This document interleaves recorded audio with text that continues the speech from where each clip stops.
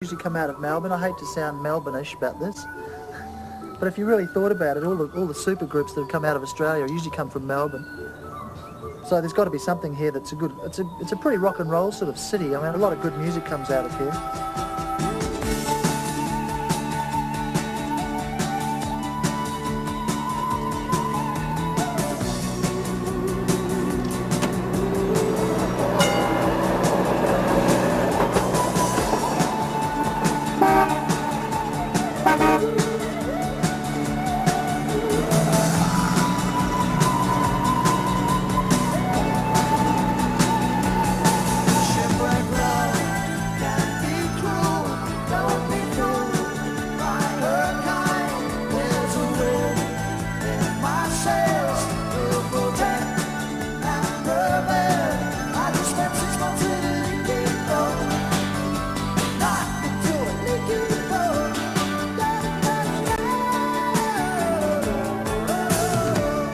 We came across to Australia to use it, I suppose, as a stepping stone to England. In fact, we told journalists when we first came over here that that was our intention.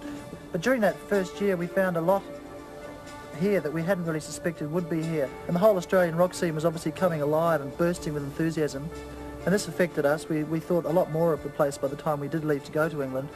And after a couple of years in England, we decided to come back here and live for that very reason, because it was a much easier place to live, and a lot more enthusiasm here on a basic level for rock music.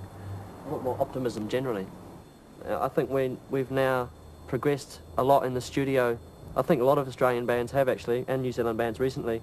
The sounds coming out of here are a lot more professional, I suppose, as the word. Yeah, I think there's always been good songwriters in Australia and New Zealand. There's always been good musicians, very good musicians, probably at least as good, if not better, than musicians anywhere.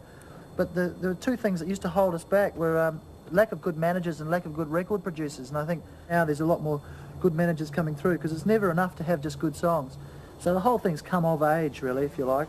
And, you know, there's New Zealanders, there's Australians, but really it's the Australasian invasion.